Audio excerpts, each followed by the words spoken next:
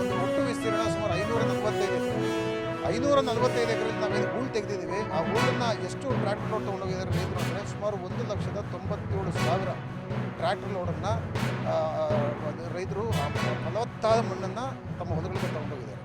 So ಆ ಫಲವತ್ತಾದ ಮಣ್ಣಿನ ಜೊತೆಗೆ ನಾವು ಏನು ಕೆರೆ ನಾವು ಅಲ್ಲಿ ಹೂಳು ತೆಗೆದಿದ್ವಿ ಅದರಿಂದ ಸುಮಾರು 223 ಕೋಟಿ ಲೀಟರ್ ಶೇಖರಣೆ ಆಗ್ತಕ್ಕಂಥ ಸಾಮರ್ಥ್ಯ ವ್ಯವಸ್ಥೆಯನ್ನು ನಾವು ಇದನ್ನ ಪೂರಕವಾದ ವ್ಯವಸ್ಥೆಯನ್ನು ನಾವು ಇದಕ್ಕೆ ಕಲ್ಪಿಸ್ತೀವಿ.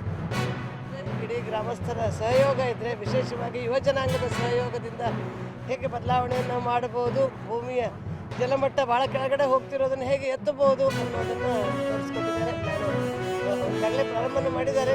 ಎಲ್ಲ ಕೆರೆಗಳ ಅಕ್ಕಪಕ್ಕ ಗಿಡ ನೆಡುವಂತಹ ಕಾರ್ಯಕ್ರಮವೂ ಆದರೆ ಇನ್ನೂ ಇದಕ್ಕೆ ವಿಶೇಷ ಒತ್ತು ಕೊಟ್ಟಂಗಾಗುತ್ತೆ. ಮತ್ತು ನಾವು ಪಕ್ಷಿಗಳು ನಮಗೆ ಕಳೆದು ಹೋಗಿರುವಂಥ ಈ ಜೀವ ವೈವಿಧ್ಯತೆಯನ್ನು ಮತ್ತೆ ತರಲಿಕ್ಕೆ ಬಹಳ ದೊಡ್ಡ ರೀತಿಯಲ್ಲಿ ಇವತ್ತಿನ ಈ ಒಂದು ಕೆಲಸ ಆಗಿದೆ ಅಂತ ನಾನು ಹೇಳ್ತೀನಿ.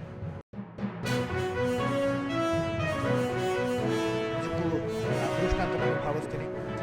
ವರಪ್ರಸಾದ್ ರೆಡ್ಡಿಯವರು ತುಂಬ ಅತ್ಯದ್ಭುತವಾದಂತಹ ಸ್ಫೂರ್ತಿದಾಯಕ ಪ್ರೇರಣಾದಾಯಕ ಕೆಲಸವನ್ನು ಮಾಡ್ತಾ ಇದ್ದಾರೆ. ಈಗಾಗಲೇ 16 ಕೆರೆಗಳ ಪುನಶ್ಚೇತನ ಮಾಡ್ತಾ ಇದ್ದಾರೆ. ಆ ಒಂದು ಕೆಲಸ ನಡೀತಾ ಇದೆ. ಇದರ ಜೊತೆಗೆ ಮುಂದಿನ ದಿನಗಳಲ್ಲಿ 25 ಕೆರೆಗಳನ್ನು ಪುನಶ್ಚೇತನ ಮಾಡಬೇಕು ಎಂದು ಅಭಿಲಾಷೆ ಮಾಡಿದ್ದಾರೆ. Sir, many congratulations, sir. A lot of time I have interviewed you asking you will be the CM designate. You are the CM designate now, so you will be taking oath.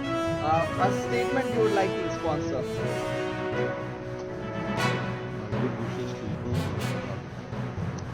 Karnataka people will be happy seeing you as a chief minister, sir. I hope definitely, they all are waiting for a very long time.